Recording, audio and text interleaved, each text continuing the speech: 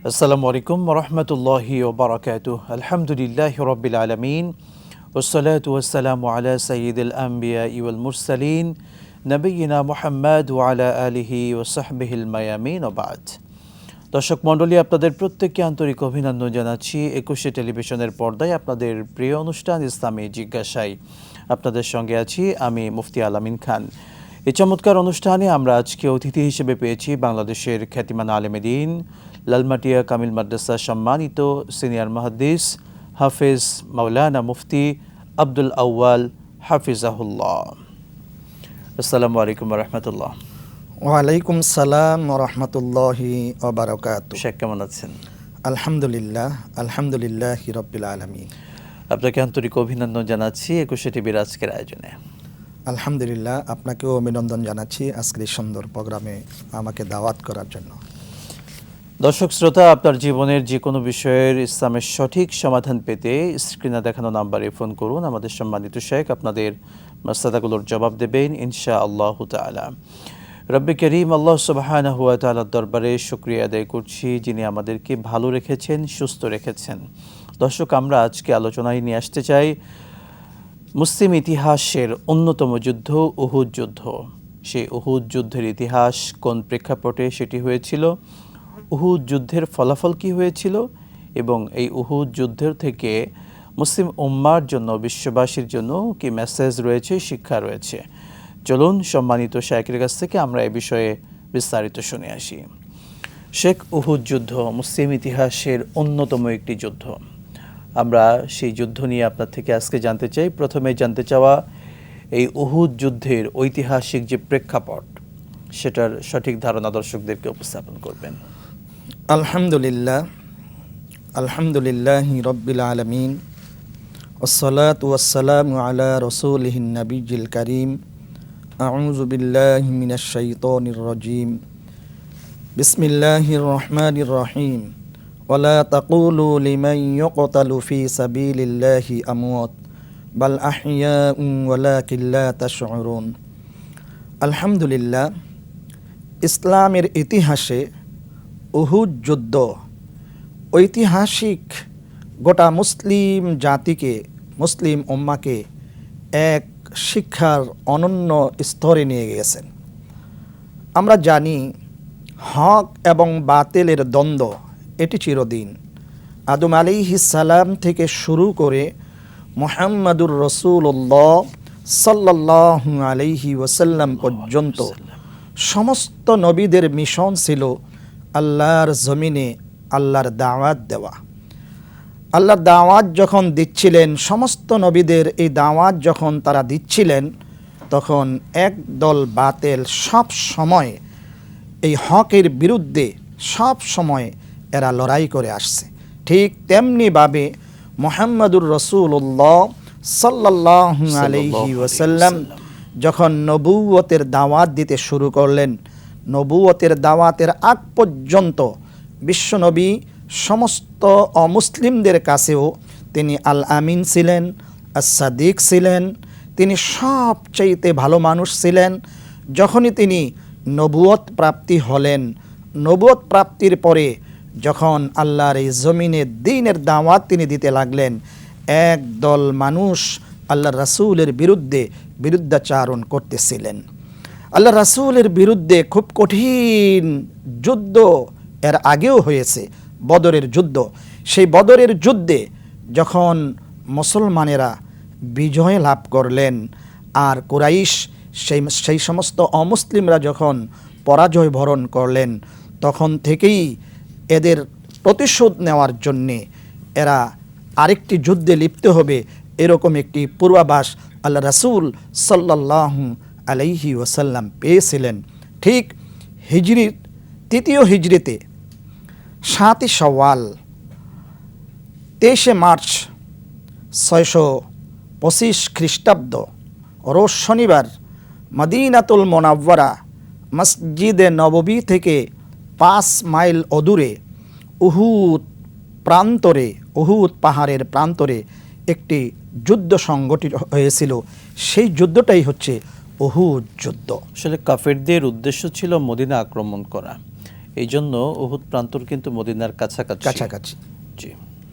তো কাফেরদের উদ্দেশ্যই হচ্ছে মুসলমান নিধন করা, মুসলমানদের উপরে আক্রমণ, বিশেষ করে তাদের টার্গেট ছিল মুহাম্মদুর রাসূলুল্লাহ সাল্লাল্লাহু আলাইহি ওয়াসাল্লামকে হত্যা করা। তিনি যেন আর তার বাহিনী নিয়ে অগ্রসর না হতে পারেন, এই চিন্তা চেতনা নিয়েই কুরাইশ নেতারা অগ্রসর হলো। এবং আমরা জানি উহুদ যুদ্ধে মুসলমানদের সৈন্য সংখ্যা ছিল 1000। যখন যেদিন উহুদ যুদ্ধ সংগঠিত হবে সেই দিন মুহাম্মদুর রাসূলুল্লাহ সাল্লাল্লাহু আলাইহি ওয়াসাল্লাম মসজিদে নববীতে ফজর নামাজ শেষে তিনি একটি ভাষণ দিয়েছিলেন। তিনি বলেছিলেন, হয়তোবা তোমাদেরকে লড়াই করতে হবে কুরাইশদের সাথে, অমুসলিমদের সাথে, তোমরা প্রস্তুতি গ্রহণ করো।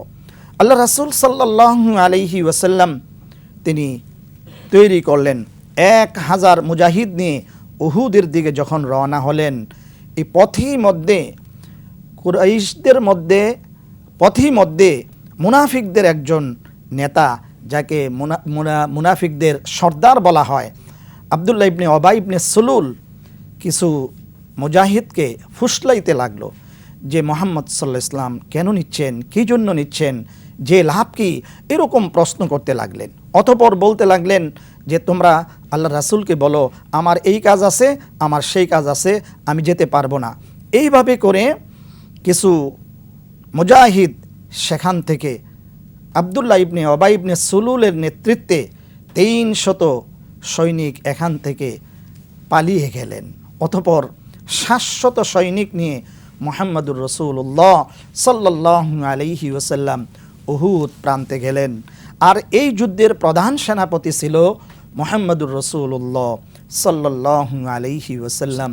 আল্লাহ রাসূল দিক নির্দেশনা দিয়েছিলেন এবং আব্দুল্লাহ ইবনে জুবাইর রাদিয়াল্লাহু তাআলা আনহুর নেতৃত্বে 50 জন তীরন্দাজ, যারা তীর নিক্ষিপ্তে পটু ছিলেন, তাদেরকে বলা হয়েছে যে উহুদ পাহাড়ের প্রান্তরে একটি ঘিরিপথ, এই পথ তোমরা অবশ্যই দখল করে রাখবে, এখান থেকে তোমরা নড়াচড়াও করবে না যতক্ষণ পর্যন্ত আমার পক্ষ থেকে কোনো ঘোষণা না হয়। অতঃপর রসুল করিম সাল্লাল্লাহু আলাইহি ওয়াসাল্লাম দেখতে পেলেন কাফেররা রণাঙ্গনে প্রস্তুত। অতঃপর 3000 সৈনিক নিয়ে এরা উহুদ যুদ্ধে উপস্থিত হয়ে গেলেন, উহুদ প্রান্তে উপস্থিত হয়ে গেলেন।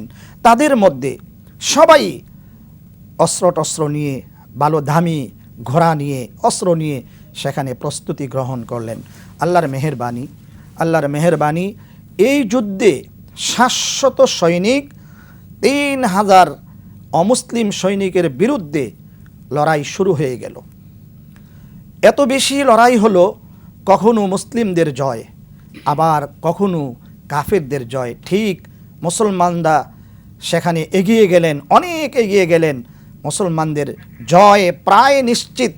ঠিক সেই সময়ে কি হলো যে সেই আব্দুল্লাহ ইবনে জুবাইর রাদিয়াল্লাহু তাআলা আনহুর নেতৃত্বে যেই গিরিপথে যে 50 জন সৈনিক এখানে মুজাহিদ রাখা হয়েছিল, তাদের মধ্যে 40 জন মনে করছেন যে বিজয় লাভ করেছে, এখনও চূড়ান্ত বিজয় আসে নাই।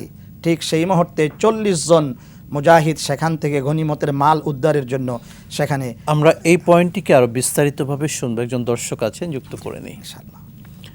আসসালামু আলাইকুম ওয়া রাহমাতুল্লাহ। দর্শক কে আছেন, নাম বলে প্রশ্নটি করুন। ওয়া আলাইকুম আসসালাম। হুজুর, আমি ইয়াকুব বলছি। হুজুর, আমি বলছিলাম অনেকে রমজান মাসে ঠিক মতো আল্লাহ হুকুম মেনে চলেছে, তাদের মধ্যে কিছু মানুষ রমজানের পরে আল্লাহ হুকুম সম্পূর্ণ ছেড়ে দিয়েছে, সব বড় বড় পাপের মধ্যে ডুবে আছে। হুজুর, আমার প্রশ্ন, পরকালে তাদের বিচারটা কেমন হবে, হিসাবটা কেমন হবে? ধন্যবাদ। বুঝতে পেরেছি, যুক্ত থাকুন। আপনি আমাদেরকে নিয়মিত প্রশ্ন করেন। জি শেখ, আশা করি বুঝতে পেরেছেন। জি, আসলে ভাইজান খুব চমৎকার প্রশ্ন করেছেন। রমজান মাস এটি হচ্ছে ইবাদতের মৌসুম, ইবাদতের বসন্তকাল। আমরা দেখতে পাই রমজান যখন আসে তখন জুমার সময়ে যেই পরিমাণ মুসল্লি মসজিদে হয়, ঠিক ফজরের সময়ও সেই পরিমাণে মুসল্লি মসজিদে জমা হয়। আলহামদুলিল্লাহ, এটা এবাদতের মৌসুম, এবাদতের বসন্তকাল। কিন্তু ভাইজান যে প্রশ্ন করেছেন রমজানের পরে, সেটি আর দেখা যায় না। ভাই, এটাই আমাদের আফসোস, এটাই আফসোস। মনে রাখতে হবে, রমজান মাস 1 মাস সৌম ফরজ, 1 মাস রোজা ফরজ, কিন্তু রমজানের পরে 11 মাস তো সেই সলাত ফরজ। আমরা যদি সলাত ছেড়ে দেই, ফরজিয়াত ছেড়ে দেই, ওয়াজিব ছেড়ে দেই, কিয়ামতের দিন আল্লাহর আদালতে, আল্লাহর কাঠগড়ায় আমাদেরকে অবশ্যই দাঁড়াইতে হবে। সেই দিন আল্লাহ সুবহানাহু ওয়া তাআলা 1 ওয়াক্ত নামাজ যদি আমরা ছেড়ে দেই, তাহলে 80 হুকবা পরিমাণ, তার পরিমাণ হচ্ছে অনেক, এটি হিসাব করতে গেলে অনেক। এই পরিমাণে যদি আল্লাহ পাক শাস্তি দেন, তাহলে আমাদের উপায় থাকবে না। এজন্য ভাইয়েরা, আমরা প্রস্তুতি গ্রহণ থাকতে হবে। রমজান মাসে যেমন, রমজানের পরেও তেমন এই শপথ গ্রহণ করতে হবে, যেহেতু সলাত আমাদের জন্য ফরজ, এই ফরজিয়াত কোনো অবস্থাতেই ছেড়ে দেওয়া যাবে না। আল্লাহ তাআলা আমাদের সকলকে 5 ওয়াক্ত নামাজ, ফরজ ওয়াজিবগুলি যেন, সুন্নাহগুলি যেন সঠিকভাবে আদায় করতে পারি, আল্লাহ যেন সেই তৌফিক আমাদেরকে দান করেন। জাযাকাল্লাহু খায়রান। চমৎকার আপনি বলছিলেন। তবে একটি বিষয়, আমরা রমাদানে 1 মাস রোজা রাখলাম, সেই রোজা কবুল আল্লাহর কাছে যে হয়েছে, বা সত্যিকার অর্থে রোজার মাধ্যমে আমরা আমাদেরকে পরিবর্তন করতে পেরেছি, এটার প্রতিফলন হলো আমাদের আমলের মাধ্যমে, রমাদানের পরে আমলের মাধ্যমে। যদি রমাদানের পরেও আমি রমাদানের সে আমলকে জারি রাখতে পারি, গুনাহ থেকে বেঁচে থাকতে পারি, তখন আমি বুঝবো যে আমার রোজা আল্লাহ তাআলা কবুল করেছেন। আলহামদুলিল্লাহ। যদি আমি আগের মতো আবার ফিরে যাই, তাহলে রোজা কবুল হওয়া কিংবা রমাদানের আমলগুলো আল্লাহ সুবহানাহু ওয়া তাআলার কাছে কবুল হওয়ার সে বিষয়টি আলামত কিন্তু থাকে না। জাযাকাল্লাহু খায়রান। আপনি উহুদ যুদ্ধের একটি প্রেক্ষাপট বলছিলেন, এবং সেই সবচেয়ে কঠিন মুহূর্ত যেটা বলে উহুদ যুদ্ধের মধ্যে ইতিহাসে যেটি এসেছে, যখন মুসলিমরা মনে করলেন যে আব্দুল্লাহ বিন জুবাইর রাদিয়াল্লাহু তাআলা আনহু, তার যে সহকারী ছিলেন তীরন্দাজ, তারা মনে করলেন বিজয় তো আমাদের হয়ে গিয়েছে, এবং সেই চিন্তা থেকে তারা কিন্তু কাফেরদের ফেলে যাওয়া সেই যুদ্ধলব্ধ সম্পদ, যেটাকে গনিমতের সম্পদ বলা হয়, সেগুলো তারা সংগ্রহ করার জন্য ব্যস্ত হয়ে পড়লেন, যেহেতু বিজয় হয়ে গিয়েছে। মুসলিমদের ভুলটা এখানে ভুল বলা হবে না, আসলে একটু বেখেয়ালের কারণে আল্লাহ পাকের কঠিন এক পরীক্ষা কিন্তু এখানে এসে গিয়েছিল। সে বিষয়টি একটু বলতেন। ঠিক বলেছেন। জি। আল্লাহ রাসূল আব্দুল্লাহ ইবনে জুবাইর রাদিয়াল্লাহু তাআলা আনহুকে এখানে রেখে, 50 জন তীরন্দাজ তাদের নেতৃত্বে এখানে রেখে গিয়ে আল্লাহ রাসূল একটি কথা বলেছিলেন, সেটি হচ্ছে এই যে উড়ন্ত পাখি এসে যদি তোমাদের মাথার মস্তকও কুরে খায়, তথাপিও আমার দিক নির্দেশনা ছাড়া এই গিরিপথ থেকে তোমরা সরে যাবে না। এখানে কুল আতিউল্লাহ ওয়া আতিউর রাসূল ওয়া উলিল আমরি মিনকুম, আমরা আল্লাহ তাআলার হুকুম মানব, আল্লাহ রাসূলের আনুগত্য করব, ওয়া উলিল আমরি মিনকুম, এবং এমন নেতার নেতৃত্বকে আমরা মানব যেই নেতা কোরআন থেকে নেতৃত্ব দেয়, যেই নেতা হাদিস থেকে নেতৃত্ব দেয়, যেই নেতা আল্লাহ রাসূল সাল্লাল্লাহু আলাইহি ওয়াসাল্লামের নেতৃত্বকে অনুসরণ করে নেতৃত্ব দেয়, ওই নেতার নেতৃত্বকে মানা এটাও উম্মার জন্য ওয়াজিব। মনে রাখতে হবে যে এটি আমরা ভুল বলবো না, এই জন্য এটা একটা শিক্ষা। যে কিয়ামত পর্যন্ত যত মানুষ পৃথিবীতে আসবে, আর এখান থেকে শিক্ষা গ্রহণ করবে যে নেতার আনুগত্য ছাড়া কোনো অবস্থাতেই বেশি বা কম করা যাবে না। মনে রাখতে হবে। অপরদিকে মুসাইব ইবনে আমর রাদিয়াল্লাহু তাআলা আনহু, তিনি শহীদ হয়ে গেলেন। আমরা শুনবো ইনশাআল্লাহ, আবার দর্শককে যুক্ত করছি। জি, আসসালামু আলাইকুম ওয়া রাহমাতুল্লাহ। দর্শক কে আছেন, নাম বলে আপনার মাসআলাটি বলুন। ওয়ালাইকুম আসসালাম ওয়া রাহমাতুল্লাহ। স্যার, আমি পাবনা সুজানগর থেকে আব্দুল জব্বার বলছি। ভালো আছেন আপনি? আলহামদুলিল্লাহ। জি, আমাদের এখানে প্রভাব বিস্তারকে কেন্দ্র করে 3 মাস ডিশের সংযোগ বিচ্ছিন্ন ছিল, যার জন্য আপনাদের সাথে এই মোলাকাতটা হয় নাই। ধন্যবাদ। আমার 3টে প্রশ্ন দয়া করে নিবেন। আমি 3 মাস বাদে আপনাদের সাথে সংযোগ হয়েছি। প্রথম প্রশ্ন হচ্ছে, আমাদের নবীজির 11 জন স্ত্রী ছিল। আমরা কিন্তু হাম পাবলিক, আমাদের ভুল হতে পারে, 2 জন দাসী ছিল। এই দাসী আসলে দাসী দিয়ে তারা কি কাজটা করে, আমরা যে কাজের মানুষের কাজ করে, আসলে দাসী মানে কি? 11 জন স্ত্রী তো নবীজির ছিল, আরো যে দাসী ছিল তাদের ব্যাপারে বলবেন আমরা বুঝিনি, সে বুঝিয়ে বললাম। আর দ্বিতীয় প্রশ্ন, নবীজি তো মরার সময় 2টি শব্দ ব্যবহার করতো, আসসালাত আসসালাত, আমার মালাইকা, আমার বলতে মালাইকা আইমানু। এই যে শ্রমিকদের সাথে ভালো আচরণ, কাজের মানুষদের সাথে ভালো আচরণ করতে বলেছে, কিন্তু আমাদের বাংলাদেশের যারা মা বোনরা কাজ করতে যায় তারা হচ্ছে ধর্ষণ, তারপরে হচ্ছে নিপীড়নের মরণ। দয়া করে দর্শকদের উদ্দেশ্যে সাহেব বলবেন। তারপরের প্রশ্ন, 3টি প্রশ্নের কথা বলেছেন। জি, আমরা বুঝতে পেরেছি। তবে একটি বিষয় বলতে হয় দর্শক, আল্লাহ নবী সাল্লাল্লাহু আলাইহি ওয়াসাল্লামের জীবন থেকে যেটা আমাদের শিক্ষণীয় বিষয় সেটার ভিতরেই সীমাবদ্ধ থাকা উচিত। আমরা এতটা গভীরে না যাওয়া, যেটা আমাদের কখনো কখনো ঈমানকে শয়তান এসে প্ররোচনা দেয়, আমাদেরকে এই বিষয়টি মাথায় রাখতে হবে। শেখ, দর্শক যেহেতু প্রশ্ন রেখেছেন, আল্লাহ নবী সাল্লাল্লাহু আলাইহি ওয়াসাল্লামের 11 জন স্ত্রী ছিলেন, সম্মানিত স্ত্রী, এবং 2 জন দাসীর কথা তিনি বললেন। আসলে দাসী ছিলেন কিনা এবং তাদের কাজ কি ছিল, যদি সেটা একটু স্পষ্ট করতেন। হুজুর সাল্লাল্লাহু আলাইহি ওয়াসাল্লাম তিনি 11টি বিয়ে করেছিলেন।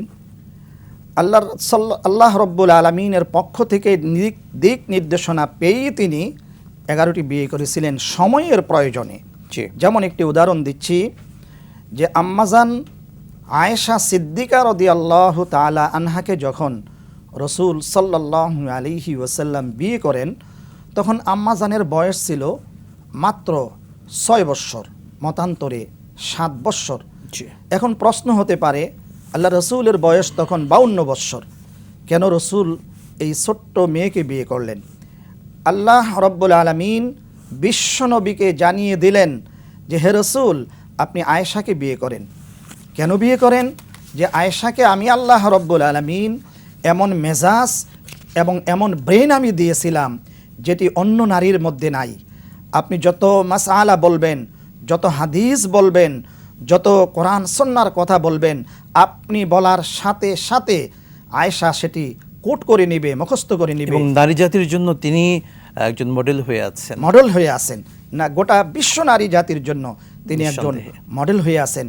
আপনারা খুশি হবেন জেনে যে আম্মাজান আয়েশা রাদিয়াল্লাহু তাআলা আনহু তিনি 2210টি হাদিস তিনি বর্ণনা করেছিলেন। সুবহানাল্লাহ, সুবহানাল্লাহ। এটি চারটিখানি ব্যাপার নয়। আমার রসুল বলেছেন, হে আয়েশা, রাতের অন্ধকারে আমার ব্যবহারটা কেমন, আমার চরিত্র কেমন, তুমি দিনের বেলায় আমার উম্মাকে খুলে খুলে বলে দাও। সূরা আনআমের কয়েকটি আয়াত আল্লাহ রাসূলের কাছে নাজিল হলো। অতঃপর আল্লাহ রাসূল এইগুলি কোট করলেন, হুজরার ভিতরে গেলেন, আয়েশাকে প্রশ্ন করলেন, আয়েশা, এই কতক্ষণ আগে জিবরাইল এসেছিলেন, আর জিবরাইল এসে এই আয়াতগুলি আমাকে দিয়ে গেছেন। আম্মাদানা আয়েশা রাদিয়াল্লাহু তাআলা আনহা বলছেন, ইয়া রাসূলুল্লাহ, আপনি যখন জিবরাইল যখন তেলাওয়াত করতেছিল আর আপনি যখন সেইগুলি শিখছিলেন, আমিও শুনে শুনে মুখস্থ করে ফেলেছি। সুবহানাল্লাহ। এত ব্রেন আল্লাহ তাআলা দিয়েছিলেন। আবার অন্যদিকে দেখেন, জয়নব বিনতে জাহাশ, তিনির বয়স হয়েছিল 65 বছর। এখন রসুল জয়নব বিনতে জাহাশকে কেন বিয়ে করলেন? আল্লাহ রাসূলের বয়স তো কম, আর জয়নব বিনতে জাহাশের এত বেশি বয়স তিনি কেন?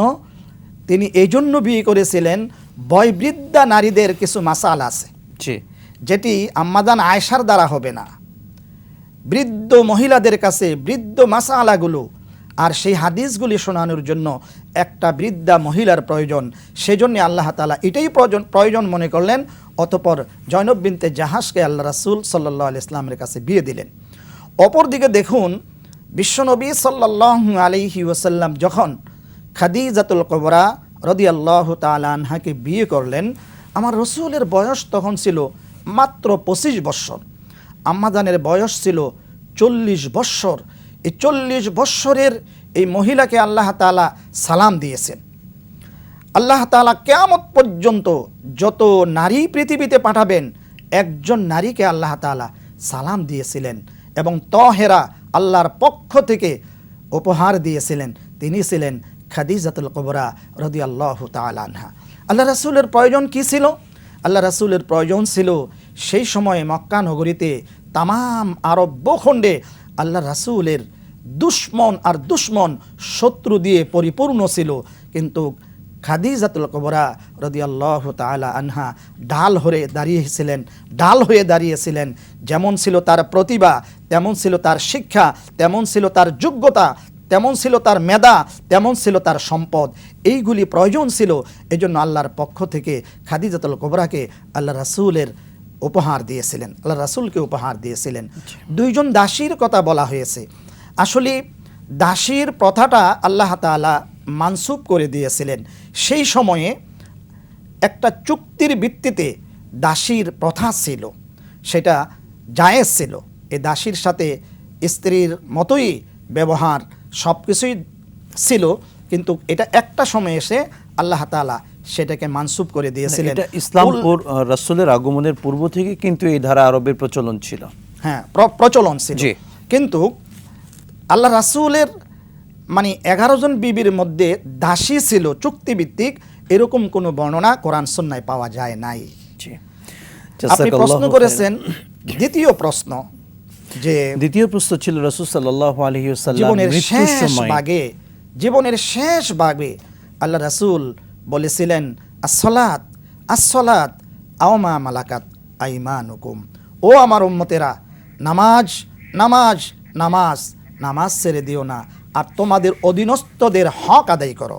আও মা মালাকাত আইমানুকুম, এখানে অধীনস্থ বলা হয়েছে।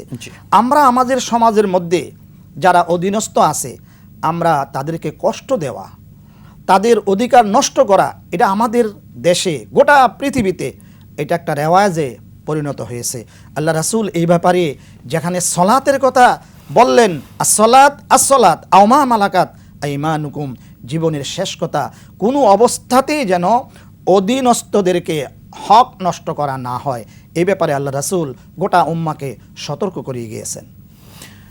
আমাদের কাছে আপনারা আপনাদের জীবনের যে কোনো বিষয়ের ইসলামের সঠিক সমাধান পেতে চাইলে স্ক্রিনে দেখানো নাম্বারে ফোন করুন। সম্মানিত শেখ আপনাদের মাসালাগুলোর জবাব দেবেন ইনশাআল্লাহ।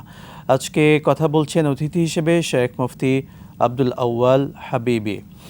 দর্শক মণ্ডলী, প্রথমে কে আছেন? আসসালামু আলাইকুম ওয়া রাহমাতুল্লাহ, নাম বলে প্রশ্নটি করুন। হ্যালো, আসসালামু আলাইকুম। ওয়ালাইকুম আসসালাম ওয়া রাহমাতুল্লাহ, প্রশ্ন করুন। ওয়ালাইকুম সালাম। স্যার, আমার প্রশ্ন হলো যে আল্লাহ পাক জানে সব কিছু, কিয়ামতে কে দোজখে হবে, কে বেহেশত হবে, কিন্তু আমরা তকদীর সম্বন্ধে কিভাবে বুঝতে পারবো যে আল্লাহ আমাদের দোজখে দেবে না বেহেশত দেবে? এই তকদীরের ব্যাপারটা একটু বলবেন। আর যদি আমরা মনে করেন খারাপ পথে চলে যাই, তার ওটাকে কিভাবে ভালো পথে আনার চেষ্টা করব? 1 নম্বর প্রশ্ন। আচ্ছা, কি কাজ করলে তকদীরটা ভালো পথের দিকে যায় একটু বলবেন? জি, যুক্ত থাকুন। আমরা আবারও আরেকজন দর্শককে যুক্ত করছি। আসসালামু আলাইকুম ওয়া রাহমাতুল্লাহ, বলুন দর্শক কে আছেন? জি হুজুর, আসসালামু আলাইকুম হুজুর। ওয়ালাইকুম আসসালাম, বলুন দর্শক। মাসুম কুমিল্লা ধর্মপুর থেকে একটি প্রশ্ন পবিত্র কোরআন থেকে সূরা আল আসর আয়াত 1, 2, 3 অধ্যায় 103। একজন মানুষকে ব্যস্ত যেতে হলে 4টি শর্ত মেনে চলতে হবে। ঈমান আনা, সৎকর্ম করা, প্রশ্ন কি ভাই বলুন। উপদেশ দেওয়া। আমার প্রশ্ন, সাহাবিল হাকি, সত্যের উপদেশ দেওয়া বলতে, মানুষকে সত্যের উপদেশ দেওয়া বলতে আয়াতে কোরআন কি বলতেছে? আসসালামু আলাইকুম। জি মাসুম ভাই, যুক্ত থাকুন। আবারও দর্শককে যুক্ত করছি। আসসালামু আলাইকুম, কে আছেন বলুন দর্শক। হ্যাঁ, আসসালামু আলাইকুম। ওয়ালাইকুম আসসালাম। এই শাওয়াল মাসের রোজা কি শুক্রবার দিন করা যায়? তাছাড়া অন্য কোনো নফল রোজা শুক্রবার দিন করা যায় নাকি, এটাই জানতে চাই। বুঝতে পেরেছি, সঙ্গেই থাকুন। শেখ প্রথমে রোজার বিষয়টি বলবেন দর্শককে, যে শাওয়াল মাসের রোজাগুলো কিংবা অন্যান্য নফল রোজা শুক্রবার দিন আদায় করা যায় কিনা। শুক্রবার দিন অবশ্যই আপনি নফল রোজা করতে পারেন, তবে এটি আফজল নয়, উত্তম নয়। এটি সাপ্তাহিক ঈদের দিন। এই দিনে আমরা আল্লাহর মেহমান হয়ে আসি। সুন্দর জুমা আমাদের জন্য আল্লাহ তাআলা উপহার দিয়েছেন। এক সুন্দর অনাবিল মিলন সেখানে উপস্থিত। আমরা আমাদের কলিজার টুকরা ছেলে মেয়ে আহলু পরিবারকে নিয়ে সন্ন্যাহ মোতাবেক কিছু খাবো, এটাই সিদ্ধান্ত। আপনি শুক্রবার আপনি শাওয়ালের রোজা করতে পারেন, যে কোনো নফল রোজা করতে পারেন, সেটা আফজল নয়।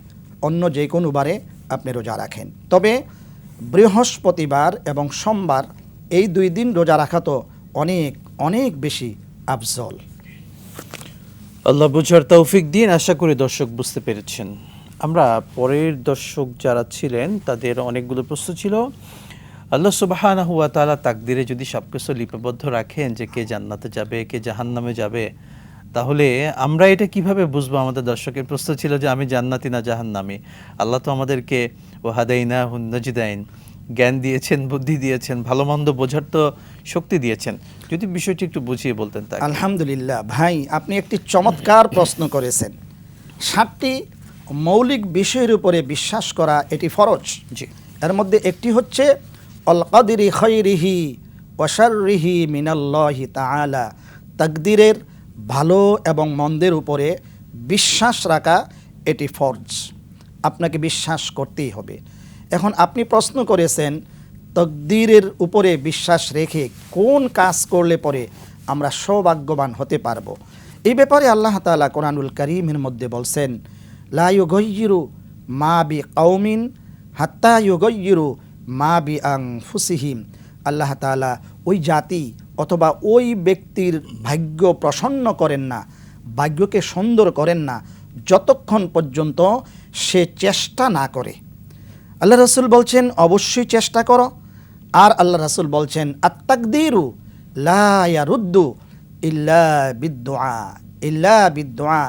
তাকদীরকে প্রসন্ন করতে হলে বেশি বেশি করে আল্লাহ তাআলার কাছে দোয়া করতে হবে এবং চেষ্টা চালিয়ে যেতে হবে। আর এরকম বলা যাবে না যে তাকদীরে তো আগেই আছে, আমি জান্নাতি না জাহান্নামী।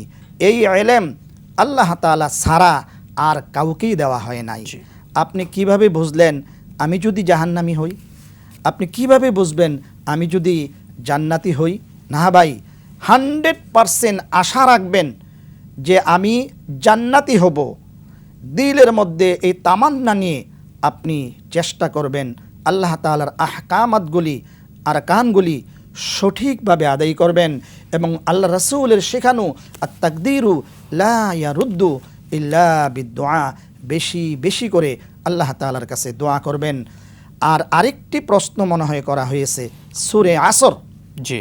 সময়ের কসম করে আল্লাহ তাআলা বলেছেন ইন্নাল ইনসানা লাফি খসর, সমস্ত মানুষগুলি এরা ধ্বংসপ্রাপ্ত, শুধু 4 কিসিমের মানুষ ছাড়া, যারা ইল্লাল্লাযীনা আমানু ওয়া আমিলুস সলিহাত, যারা ঈমান এনেছে, সৎ কাজ করেছে, হক কাজ করবে এবং সত্যের উপরে প্রতিষ্ঠিত থাকবে আর সবর অবলম্বন করবে।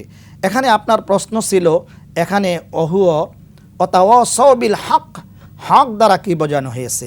হক দ্বারা হচ্ছে সামগ্রিক ভালো কাজ, যত ভালো কাজ আছে সমস্ত ভালো কাজের মূল শব্দ হচ্ছে অতাওয়াসাবিল হক।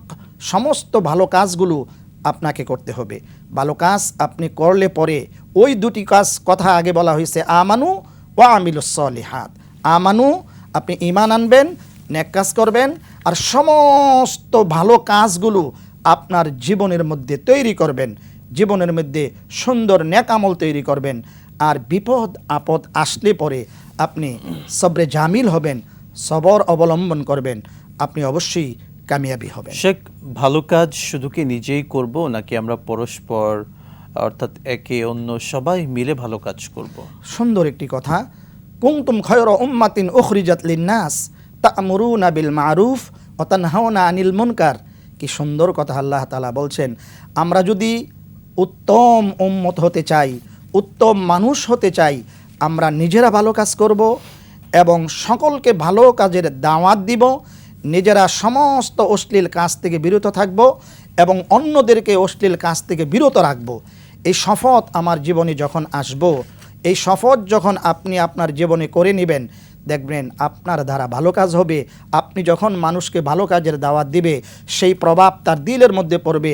আপনি যখন খারাপ কাজ থেকে বিরত থাকবেন আর খারাপ কাজ থেকে অন্য মানুষকে ফিরে আনার চেষ্টা করবেন, আপনার এই চেষ্টাটাকে আল্লাহ তাআলা কবুল করবেন।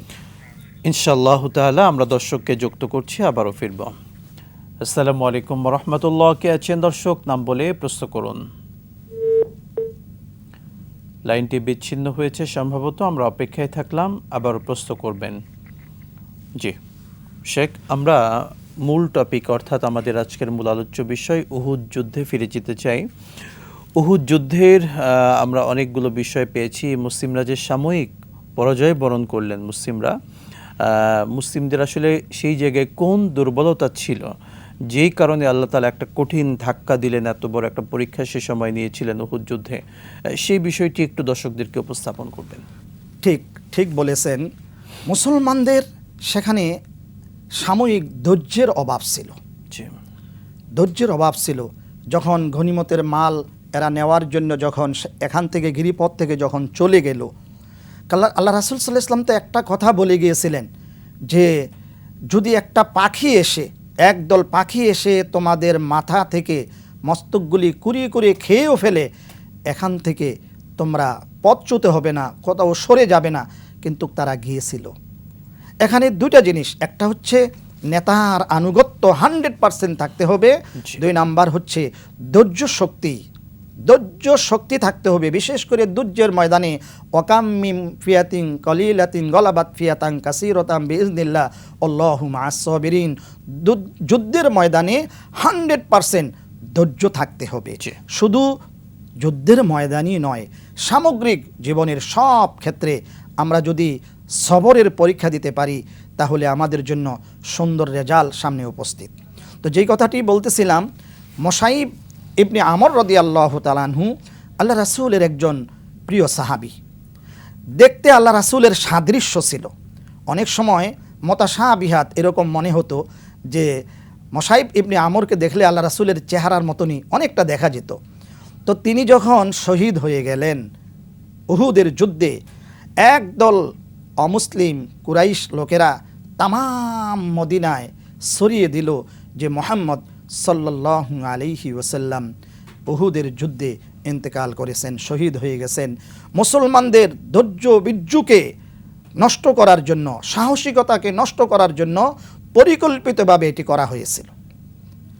এখানে একটা জিনিস মনে রাখতে হবে যে আল্লাহ রাসূলের প্রতি ইতাআত, আল্লাহ রাসূলের প্রতি ভালোবাসা, যখন এই কথা যখন তামাম মদিনায় ছড়িয়ে দেওয়া হলো, তামাম মদিনার মানুষগুলি পাগলের মতো হয়ে গেছে।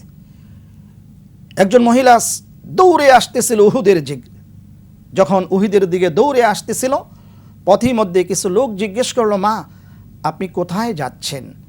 বললেন আমি উহুদে যাচ্ছি। উহুদে যে কোনো লাভ নাই, আপনার যে দুটি কলিজার টুকরা সন্তান এসেছিলেন, দুটি কলিজার টুকরা সন্তান উহুদে শহীদ হয়ে গেছে। মহিলাটি বলছেন, কে শহীদ হয়েছে এই কথা আমাকে বলো না, বলো আমার রসুল উহুদের ময়দানে কেমন আছে। আল্লাহু আকবার। অতঃপর মহিলাটি পাগলিনীর মতো আবার উহুদের দিকে দৌড়াচ্ছেন। যখন আরও সামনের দিকে এগিয়ে আসলেন, লোকেরা বলল, মা আপনি কোথায় যাচ্ছেন? উহুদে যাচ্ছি। উহুদে আপনার স্বামী আসছিল যুদ্ধের ময়দানে, আপনার স্বামী তো শহীদ হয়ে গেছে। কে শহীদ হয়েছে এই কথা আমাকে বলো না, বলো আমার রসুল কেমন আছে। আল্লাহু আকবার। অতঃপর মহিলাটি দৌড়িয়ে উহুদের ময়দানে চলে গেল। সাহাবা কর্তৃক পরিবেষ্টিত ঘিরের ভিতরে রক্ত মাখা অবস্থায় আল্লাহ রাসূলের জীবন্ত চেহারাটা দেখে মহিলাটি হাউমাউ করে কাঁদতেছিলেন আর আল্লাহকে বলতেছিলেন, হে আল্লাহ, আমার দুটি কলিজার টুকরা সন্তান শহীদ হয়ে গেছে, আমার স্বামী শহীদ হয়ে গেছে, সমস্ত দুঃখ কষ্ট আমি সব বলে গেছি, আল্লাহর রাসূল জীবিত আছেন, এটাই আমার জীবনের চরম সান্ত্বনা। আল্লাহু আকবার। সাহাবায়ে কেরাম কিভাবে রাসূলকে ভালোবাসতেন, সাহাবায়ে কেরাম কিভাবে আল্লাহর রাসূলকে ভালোবেসেছিলেন। আল্লাহ রাসূল বলেছেন, লা ইউমিনু আহাদুকুম হাত্তা আকুনা আহাব্বা ইলাই মি ওয়ালিদিহি ওয়া ওয়ালাদিহি ওয়ান নাসি আজমাইন। ততক্ষণ পর্যন্ত তোমরা মুমিন হতে পারবে না যতক্ষণ না পর্যন্ত তোমার ছেলে, তোমার মেয়ে, তোমার পিতামাতা, তোমার ধন সম্পত্তি সব কিছুর চাইতে যদি মহব্বত আর ভালোবাসা আল্লাহ রসুলের জন্য না হয়, সে ব্যক্তি প্রকৃতপক্ষে মুমিন হতে পারবে না। আল্লাহ রাসূল আক্রান্ত হয়ে গেলেন। আল্লাহ রাসূলের মাথায় লোহার কড়া বিদ্ধ হয়ে গেল। এই দৃশ্য দেখে সাহাবাই কেরাম আর সইতে পারলেন না। একজন সাহাবী আল্লাহ রাসূলের মাথা মোবারকের সেই লোহাটি বের করার জন্য দাঁত দিয়ে টেনে তিনি বের করে ফেললেন ঠিক, কিন্তু সাহাবীর দুটি দাঁত পড়ে গেল, ভেঙে গেল। আল্লাহ রাসূলকে জানানো হলো না। যদি আল্লাহ রাসূল জানতে পারেন লোহার কড়াটি বের করতে যাইয়া সাহাবীর সেই দাঁত শহীদ হয়ে গেছে, দাঁত ভেঙে গেছে, রসুল কষ্ট পাবেন। আল্লাহ রাসূল রক্তাক্ত হয়ে গেল, লালে লাল হয়ে গেল। একজন সাহাবী এই রক্তগুলি চেটে চেটে খেয়ে ফেললেন। আল্লাহ রাসূল বলছেন, হে সাহাবী, তুমি আল্লাহর নবীর রক্ত পান করলে না, জাহান্নাম তোমার জন্য হারাম হয়ে গেল। আলী রাদিয়াল্লাহু তাআলা আনহু নিজেই বর্ণনা করেন, এই দৃশ্য আমি নিজের স্বচক্ষে যখন অবলম্বন করতে লাগলাম, আল্লাহ তাআলাকে বলতেছিলাম, হে আল্লাহ, যার জন্য আপনি আকাশ এবং জমিন এত সুন্দর করে সাজালেন, যার জন্য জান্নাত জাহান্নামকে এত সুন্দর করে সাজালেন, এই বিশাল কুল কায়নাতকে এত সুন্দর করে সাজালেন, তিনি আজকে রক্তমাখা অবস্থায় উহুদে পড়ে আছে। আল্লাহ রাসূল এই খবর যখন শুনলেন, তার একজন প্রিয় সাহাবী হযরত আমির হামজা রাদিয়াল্লাহু তাআলা আনহু শহীদ হয়ে গেছেন। এই মুহূর্তে এই খবর যখন আসলো, আল্লাহ রাসূলের মনটা আরও ভেঙে গেল যে সবচাইতে প্রিয় একজন চাচা আজকে শহীদ হয়ে গেছে। আর এই খবর যখন তামাম মদিনায় ছড়িয়ে দেওয়া হলো, কতিলা মুহাম্মদ সাল্লাল্লাহু আলাইহি ওয়াসাল্লামকে হত্যা করা হলো। এই খবর আল্লাহ রাসূলের আরেকজন সাহাবী হযরত হানজালা রাদিয়াল্লাহু তাআলা আনহু যখন শুনলেন, তিনি ফরজ গোসল করার জন্য পানির কিনারে গিয়ে দাঁড়ালেন। ঠিক এই মুহূর্তে এই খবর আসলো। এই খবর আসার সাথে সাথে তিনি ঘরে প্রবেশ করলেন আর বিবিকে বললেন, বিবি রে, আমাকে বিদায় দাও। আমি শুনেছি এইমাত্র আল্লাহ রাসূল সাল্লাল্লাহু আলাইহি ওয়াসাল্লাম তিনি নাকি উহুদের ময়দানে শহীদ হয়ে গেছে। এই জীবনটা কার জন্য রাখবো? আল্লাহ রাসূলের জন্য আমার জীবনটা কোরবানি হয়ে যাক। আজকে যদি আমি শহীদ হয়ে যাই, বিবি, কিয়ামতের দিন ছাড়া আর কোনো দিন দেখা হবে না। হযরত হানজালা রাদিয়াল্লাহু তাআলা আনহু চলে আসলেন যুদ্ধের ময়দানে। এক পর্যায়ে হযরত হানজালা রাদিয়াল্লাহু তাআলা আনহু শহীদ হয়ে গেলেন। অতঃপর একজন মহিলা দৌড়ে আল্লাহ রাসূলের কাছে এসে বলছেন, ইয়া রাসূলুল্লাহ, আমার স্বামীকে বিনা গোসলে কবর দিয়েন না। কয়, কেন, কি জন্যে, আপনার স্বামীর নাম কি? আল্লাহ রাসূল যখন এই কথা বললেন, মহিলাটি বলল, ইয়া রাসূলুল্লাহ, আমার স্বামী হচ্ছে হযরত হানজালা রাদিয়াল্লাহু তাআলা আনহু। তিনি ফরজ গোসল করার জন্য গিয়েছিলেন। সেখান থেকেই খবর পেলেন যে আল্লাহ রাসূল পৃথিবীতে নাই। কার জন্য গোসল করবে? কার জন্য এই জীবন? হে আল্লাহ রাসূল, আপনি দেখুন আমার স্বামী কোথায় আছে। অতঃপর আলী রাদিয়াল্লাহু তাআলা আনহুকে হুকুম করলেন, দেখো তো হযরত হানজালার লাশ কোথায়? সেই যুদ্ধে ৭০ জন সাহাবী শহীদ হয়ে গেছিলেন। ৭০ জন সাহাবীর মধ্যে ৬৯ জনের লাশ পাওয়া গেল, একটা লাশ খুঁজে পাওয়া যাচ্ছে না। আল্লাহ রাসূল আরও পেরেশান হয়ে গেলেন। অতঃপর আল্লাহ রাসূলকে জানিয়ে দেওয়া হলো, হে রাসূল, দুনিয়ার সাধারণ পানির কথা তিনি ভুলে গেলেন। আল্লাহ রাসূলের জন্য তিনি পাগল পারা হয়ে উহুদে চলে আসলেন আর দিন প্রতিষ্ঠার জন্য জীবনটা উৎসর্গ করে দিলেন। এই আপনার সাহাবীকে দুনিয়ার সাধারণ পানি দিয়ে গোসল হোক, এটি আল্লাহ তাআলা চান না।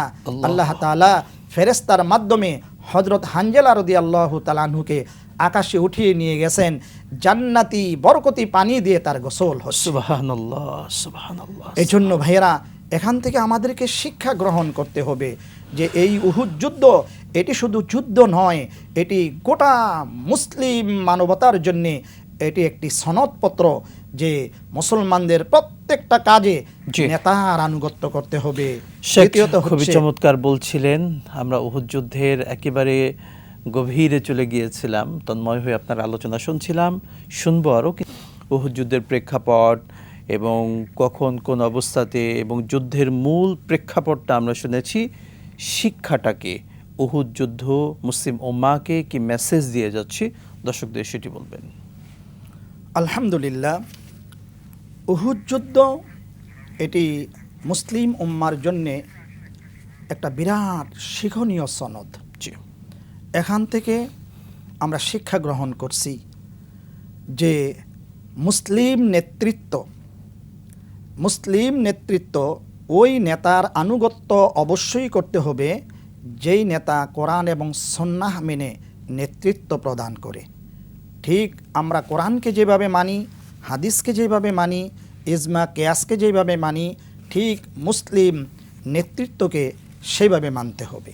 1 নাম্বার 2 হচ্ছে ধৈর্য ধারণ করতে হবে। আর আল্লাহ তাআলার কাছে এই বিশ্বাস রাখতে হবে যে সৈন্য সামন্ত বেশি হলেই যে বিজয় হবে, কম সৈন্য হলে পরাজয় বরণ করবে, এটি কিন্তু সত্য নয়। কারণ দেখেন, কুরাইশদের মধ্যে 2 জন রণবিশারদ ছিল, রণকৌশলী ছিল। তার মধ্যে সবচাইতে তখন সময়ের সবচাইতে যুদ্ধের ময়দানে রণকৌশলী ছিল, রণবিশারদ ছিল খালিদ ইবনে ওয়ালিদ। পরবর্তী সময়ে আলহামদুলিল্লাহ তিনি তো মুসলিম সেনাপতি হয়েছিলেন এবং তার নেতৃত্বে অনেক যুদ্ধে প্রত্যেকটি যুদ্ধে মুসলমানেরা বিজয়ের মালা ছিনিয়ে এনেছে। আবু সুফিয়ান ছিল প্রধান লিডার কুরাইশদের। আল্লাহর মেহেরবানিতে মাই ইয়াহদিল্লাহু ফাহুয়াল মুহতাদ ওয়া মান ইউদলিল ফাউলাইকা হুমুল মুফলিহুন। আল্লাহ তাআলা যাকে হেদায়েত দিবেন তিনি তো সঠিক পথ পেয়েই যাবেন। আবু সুফিয়ানও মুসলিম হয়েছিল এবং তার নেতৃত্বেও মুসলমানদের অনেক বিজয় এসেছে। শুধু তাই নয়, মুসলমানেরা এখান থেকে শিক্ষা গ্রহণ করবে যে মুসলমানেরা দুর্বল নয়, মুসলমানদের রণকৌশলী নাই, মুসলমানদের তরবারি নাই, অস্ত্র নাই, কিচ্ছু নাই। মুসলমানদের সবচাইতে বড় অস্ত্র একটা আছে যেটি অমুসলিমদের কাছে নেই, সেটি হচ্ছে ঈমান। ঈমানের বলে বলিয়ান হয়ে যখন মুসলিম ময়দানে নেমে যাবে, আল্লাহর পক্ষ থেকে নাসরুম মিনাল্লাহ, আল্লাহ তাআলার পক্ষ থেকে সাহায্য আসতেই থাকবে। এখান থেকে আরও কিছু শিক্ষা আমরা নিতে পারি। যেমন আবু হুরায়রা রাদিয়াল্লাহু তাআলা আনহু থেকে বর্ণিত, তিনি বলেন যে আমরা একদিন বিকেল বেলায় আল্লাহ রাসূল সাল্লাল্লাহু আলাইহি ওয়াসাল্লামের সাথে উহুদের ময়দানে গিয়েছিলাম। আল্লাহ রাসূল সেই দিন হাঁটি হাঁটি পা করে উহুদ পাহাড়ে তিনি উঠে গেলেন। সুবহানাল্লাহ। অতঃপর আবু বকর সিদ্দিক রাদিয়াল্লাহু তাআলা আনহু বলেন যে আল্লাহ রাসূল যখন উহুদ পাহাড়ের উপরে আরোহণ করলেন, আমার সাথী ছিল ওমর ইবনুল খাত্তাব রাদিয়াল্লাহু তাআলা আনহু। আমরা 3 জনই ছিলাম।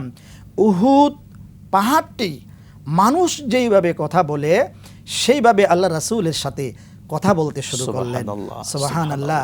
উহুদ পাহাড় বলতেছিলেন, হে রব্বে কারীম, হে আকাশ এবং জমিনের মালিক, আমার মতো সৌভাগ্যবান আর কেউ নেই।